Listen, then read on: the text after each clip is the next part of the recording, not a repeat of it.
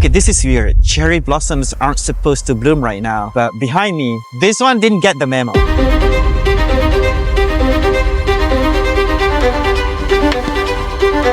Hello. Natural hybrid. Oh, this is so good. Would you come back next year? No. In this video, you're gonna see how to see cherry blossom even though it's February, how to get here from Tokyo, how to enjoy cherry blossom without getting side-eyed by Japanese people. Local street foods line up perfectly across the blossoms. They also have cherry blossom feather fish and much more. So, with that being said, this is Kawazu Sakura. It is Japan's rebel cherry blossom. It is bright pink. It blooms really early and it stays very, very long. But the question here is why? ナチュラルハイブリッドの桜がたまたま河津川に根付いて、すべての河津桜の源になったのがこの原木ですね。This is Arai Satoshi. He's been pulling a rickshaw through these streets for over a decade. If anyone knows the secrets of Kawazu Sakura, it's him. So according to him, Kawazu Sakura is a natural hybrid of two types of cherry blossom, the Kanhi Sakura and the Oshima Sakura. So basically this tree got the best traits of both parents. It's like a cherry blossom super baby. So normally Sakura blooms in late March and early April, but these guys, they bloom in February. That's like 2 months earlier than they're supposed to. Now I know what you might be wondering. Kawazu Sakura sounds cool and all, but where the heck is it? So Kawazu Sakura sits in a small town called Kawazu. Yep, they named the tree after the town. Who would have guessed? It is located about 2.5 hours south of Tokyo. People rave about its early blooming cherry blossoms, which paints the town in pink, way before the rest of Japan is still enjoying winter. If you want to know how to enjoy winter in Japan, check out my Niseko video after this. Unlike the usual cherry blossoms that only bloom for a week, these guys bloom for a month. But here's the thing, how do we actually get here?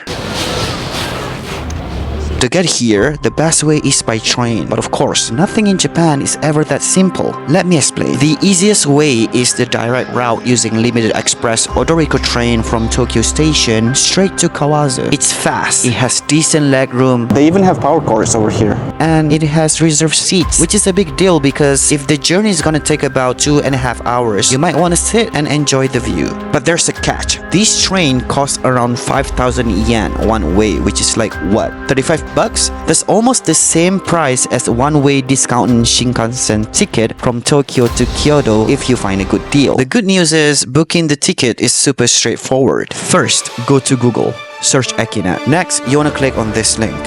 Then, after this page is loaded, you want to click on the purchase ticket. Then you want to click on search by station, set your departure station to Tokyo and arrival station to Kawazu. Next, you want to set your travel date. After that, you want to set your departure time. Then you want to click on search. Here, you want to click on this checkbox first, then click on reserve seat and click select. Finally, click on buy ticket and you're all set. On the day of travel, you can either go to the ticket counter or use this ticket machine. Click on these green boxes and when this light turns on, just scan the QR code from your confirmation email. And boom, your ticket prints out. Now that I had my ticket, I made a crucial stop before boarding. Snacks.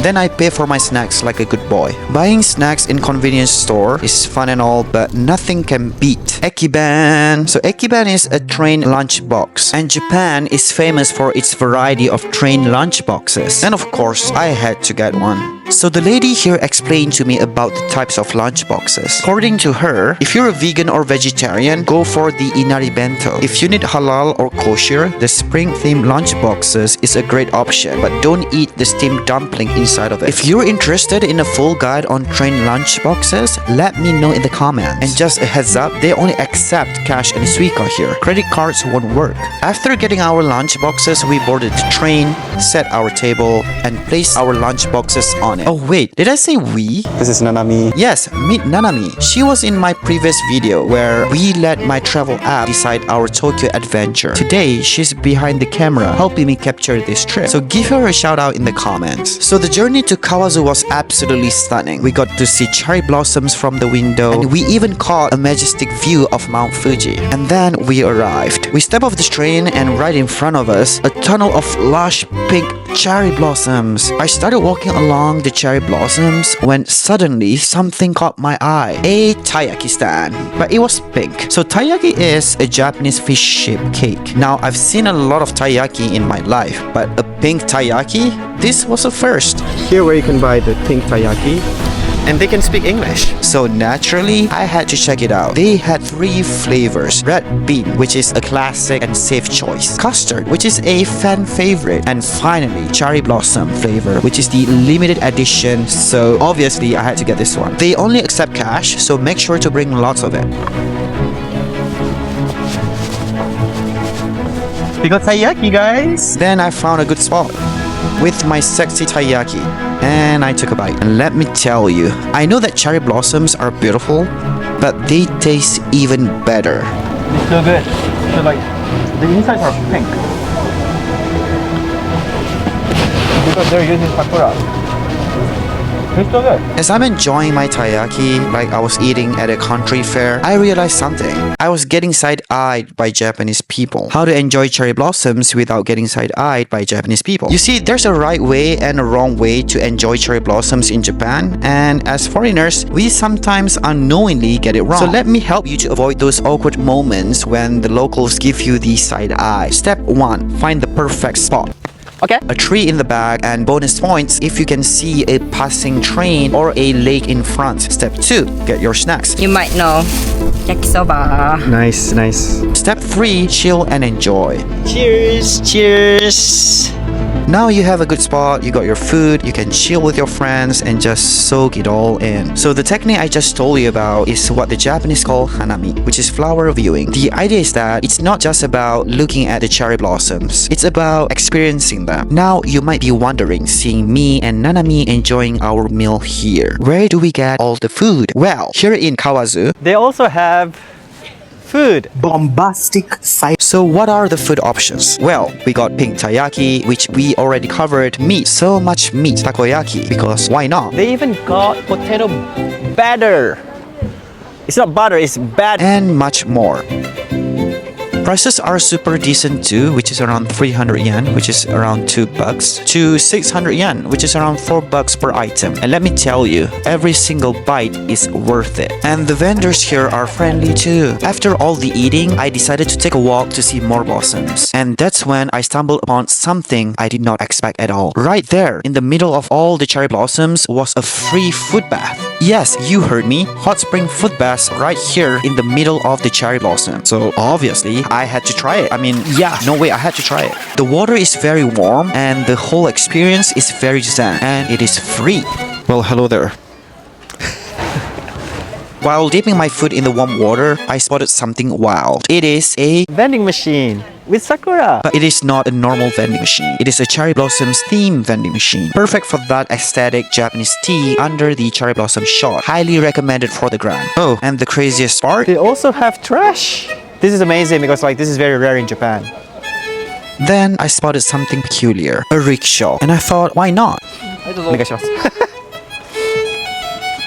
はい。 Best decision ever. The ride gave me a completely different perspective of the cherry blossoms. You're moving fast, the petals are flying around you, and for a moment, it's like you're in a scene straight out of an anime. The price? 10,000 yen, which is around $70 for a 30-minute ride, which is quite pricey. But the experience though, it was very fun. I felt like an actor. I mean, even this dude is taking a picture of me. Plus, the rickshaw driver, Arai Satoshi, was a legend. Not only did he share so much history about the area, but he also spoke English. So if you ever come to ride with his rickshaw here, you're in good hands. After the ride, we thanked him Hello Kitty. and paid for the trip おお、早い。 and headed back. Alright, so now we finish with the Sakura in Kawazu. We're heading back and Nanami have 5 questions for me. Alright, Okay. go for it. And I'm gonna answer while eating this and eating this. Okay. Takoyaki. Yeah, takoyaki. So now that you've seen it in person, did it live up to your expectation? Okay, so it does. Like when I imagine Sakura, I think about flowers, right? like trees that has flowers everywhere with no leaves, and that's why I see. What surprises you the most about seeing cherry blossom this early? And so the thing is, it's still cold right now. Like, we're talking around like 15 degrees ish. Correct me if I'm wrong, but like, Yes, 50. yeah. So, but you see sakura. So when I think about sakura, my usual feeling is like 20 degrees. You know, that's during March-ish, because we're here in like February, so it's quite cold. I just went to Niseko like 2 weeks ago for winter, but I'm going to Sakura today. Like, wow, that's like so fast. What getting here was it?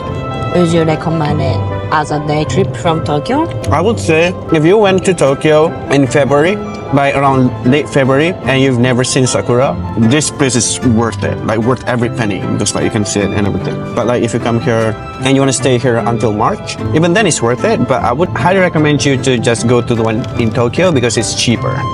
How do you feel about the people in Kawazu? Oh bro, the people in Kawazu is so nice. We meet like people, I don't know, I think they're so friendly. And when we rode the rickshaw, a lot of people just say hi, say good morning, good afternoon. I don't know, felt like they're so kind. And I've been to Japan for a long time, but I've been in Tokyo, right? I'm not saying that Tokyo people are bad people, they're good people, but they're not warm, they're a bit cold. But here I think people are more warm, they're more like happy to help, they smile at you. Yeah, I really love the people here, they're amazing. Would you come back next year? No. No. Okay, because it's not that the place is bad, it's amazing. It's just like Japan is huge and they have a lot of sakura to see, and I want to discover all of them. So if I can have like unlimited amount of time, sure, like sure, why not? But like next year I'm gonna go to even more cooler, even grander sakura, because I want to see all of them. You know, like Pokemon, I want to catch them all. So no. What about you? I totally agree. So she's also not So gonna. like I went to some places about Sakura, but because if we didn't get the nicest view for this year, maybe we're gonna try next year. But we did like perfect time this time, which is kind of rare.